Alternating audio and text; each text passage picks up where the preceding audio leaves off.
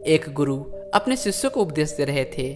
उन्होंने कहा, इस दुनिया में सभी एक चीज के पीछे भाग रहे हैं और एक चीज से भाग रहे हैं। सभी लोग सुख के पीछे भाग रहे हैं और सभी लोग दुख से भाग रहे हैं। परंतु जो लोग बुद्धिमान हैं, जो बुद्धत्व को प्राप्त हो चुके हैं, जो अरहत्व को प्राप्त हो चुके हैं, जिनकी समझ का विकास बहुत ज्यादा हो चुका है और जो इस दुनिया को एक अलग ही नजर से देखते हैं, वह ना तो सुख के पीछे भागते हैं ना दुख से भागते हैं।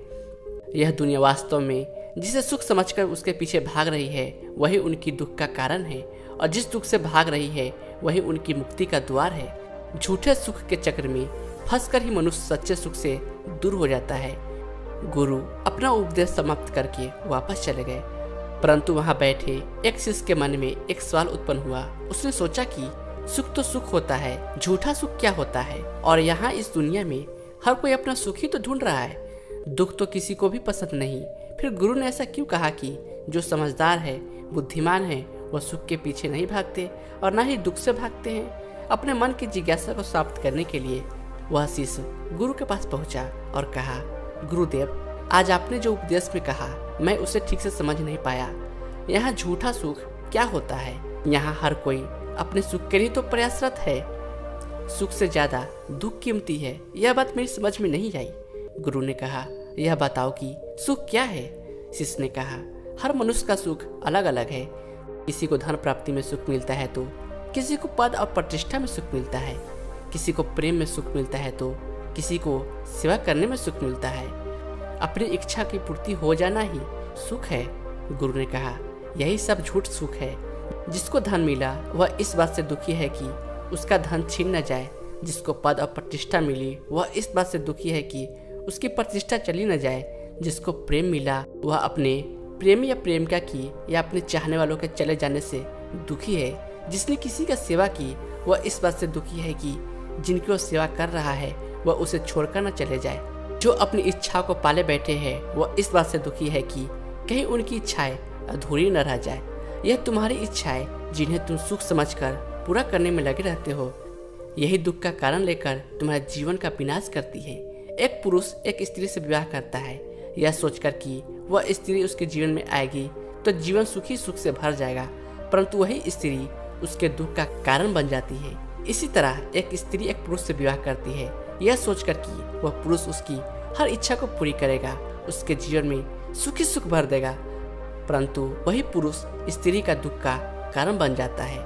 वास्तव में वह स्त्री या पुरुष एक दूसरे के दुख के कारण नहीं है, उनके दुख का कारण है उनकी इच्छाएं जो एक दूसरे से लगाए बैठे हैं। जिसे वास्तव में लोग सुख समझते हैं वह उनका दुख होता है। शिष्य ने कहा, गुरुदेव, इस दुनिया में ईश्वर ने दुख क्यों बनाया कि वह सुखी सुख क्यों नहीं रहने दिया? जिसको जो चाहिए था वो मिल जाता तब सब सुखी होते। गुरु ने कहा, ब्रह्मांड जब किसी पर कृपा करता है और उसे कुछ देना चाहता है तो वह उसे दुख ही देता है। शिष्य ने कहा, मैं समझा नहीं गुरुदेव। ब्रह्मांड कृपा भी करता है और दुख भी देता है, फिर वह कृपा कहाँ रही? गुरु ने कहा, अगर किसी व्यक्ति की बहुत प्यारी चीज जो उसे जान से प्यारी हो उसके घर में रखी हो और उसके घर में आग लग जाए और वह व्यक्ति बाहर हो और तुम उसके साथ खड़े हो और वह व्यक्ति उस चीज को बचाने के लिए, उठाने के लिए उस जलते हुए घर में जाने का तड़प रहा हो, तब तुम क्या करोगे? तब क्या तुम उसे घर में जाने दोगे? शिष्य ने कहा, नहीं गुरुदेव, कैसे भी मैं उस व्यक्ति को वहीं रोक लूंगा, चाहे इसके लिए मुझे उसके साथ संघर्ष क्यों न करना पड़े।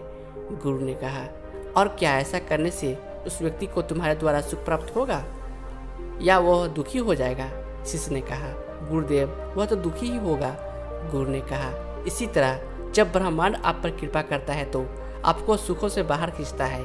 ऐसा नहीं है कि वो आपको दुख देता है, पर अपने सुखों से बाहर आने पर आप दुखी महसूस करते हैं। इसलिए जब आपका जीवन बहुत दुखों से घिरा हो तो यह जान लेना कि यह ब्रह्मांड आपके लिए बहुत मेहनत कर रहा है, परंतु फिर भी अगर वह व्यक्ति अपनी कीमती चीज को पाने के लिए उस आग वाले घर में कूदी जाए तो इसमें कोई कुछ नहीं कर सकता।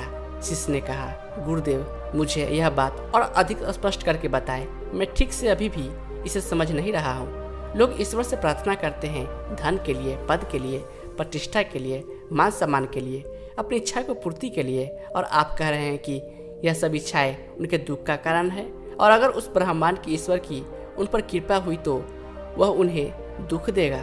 गुरु ने कहा, हाँ बिल्कुल ऐसा ही है।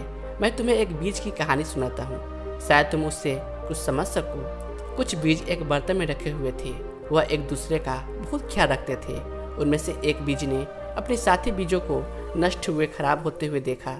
उसे भी अपने नष्ट हो जाने का डर था, इसलिए उसने ब्रह्मांड से प्रार्थना की, ईश्वर से प्रार्थना की कि वह उसे बचा ले, ताकि वह कभी नष्ट ना हो सके, वह हमेशा ऐसे ही सुखी जीवन जीता रहे। उसकी प्रार्थना बहुत गहरी थी, तो ब्रह्मांड तक उसकी प्रार्थना पहुंची और ब्रह्मांड ने उसकी प्रार्थना को स्वीकार किया। तब उस बर्तन को एक व्यक्ति अपने साथ लेकर चल पड़ा। रास्ते में उस व्यक्ति को एक ठोकर लगी और वह गिर गया। उसके हाथ से वह बर्तन भी गिर गया और उस बर्तन से और वह एक बीज जिसने प्रार्थना की थी वह बाहर आकर जमीन पर गिरा। जैसे ही वह बीज बाहर आकर गिरा वह घबरा गया। उसने प्रार्थना की, हे ईश्वर मुझे बचा ले। वह व्यक्ति अपने बर्तन को उठाकर चल पड़ा। वह बीज वहाँ जमीन पर पड़ा हुआ चिल्लाता रहा कि वह वहाँ छूट गया है, पर उसकी आवाज़ किसी ने नहीं सुनी। खुले आसमान में जमीन पर पड़े हुए उसने अपने आप को बहुत अकेला महसूस किया। इतना भयंकर दुख उसके जीवन में अभी तक नहीं आया था। वह अपने बाकी साथी बीजों से बिछड़ गया था। तभी आकाश में बिजली करकी, चारों ओर बादल छा गए, बहुत तेज बारिश शुरू हुई। उसे बारिश के पानी में वह बीज बहने लगा। उस बीज को ऐसा लगा कि दुनिया के सारे दुख उसकी झोली में आ गए हैं। वह अपने बहते हुए एक उपजाऊ जमीन में पहुंच गया। वह जमीन के अंदर आ गया और वहीं उस बीज का अस्तित्व धीरे धीरे समाप्त होने लगा। बीज अपनी अंतिम सांस से गिन रहा था। फिर उसे महसूस हुआ कि वह किसी गुफा में बंद है और गुफा का दरवाजा धीरे धीरे खुल रहा है। वह धीरे धीरे बाहर आ रहा है। उसने अपने आप को बढ़ते हुए महसूस किया। उसने महसूस किया कि जैसे वह आकाश की ओर बढ़ रहा है। अब वह अंकुरित हो चुका था। उसका रूप परिवर्तित हो चुका था। वह धीरे धीरे बड़ा हो रहा था। समय गुजरता गया और वह छोटा सा बीज अब एक विशाल वृक्ष बन चुका था। उस वृक्ष से विशाल वृक्ष बनने तक के सफर में उसने बहुत कुछ सहा था। ब्रह्मांड ने उसकी इच्छा को वैसे ही पूरा किया जैसा वह चाहता था। अब उस पर हजारों बीज थे और हर बीज में वही था, तो उसके नष्ट होने का कोई सवाल ही नहीं था। शिष्य ने कहा, गुरुदेव मैं आपकी बात समझ गया हूँ और मैं यह भी समझ गया हूँ कि क्यों बुद्धिमान लोग सुख के पीछे नहीं भागते और दुख से नहीं भागते। दुख हमें दुनिया के माया जाल से बाहर खींचने का प्रयास मात्र है। वह हमारे लिए कोई बुराई नहीं है, बल्कि सुख जिसमें हम खो जाते हैं और अपने आप को भूल जाते हैं, वह असली दुख है। यह ब्रह्मांड केवल उन्हीं बुद्धिमान लोगों का सुख देता है जो यह जानते हैं कि सुख दुख उत्पन्न करता है और दुख तुम्हें जागृति की ओर ले जाता है। धन्यवाद दोस्तों।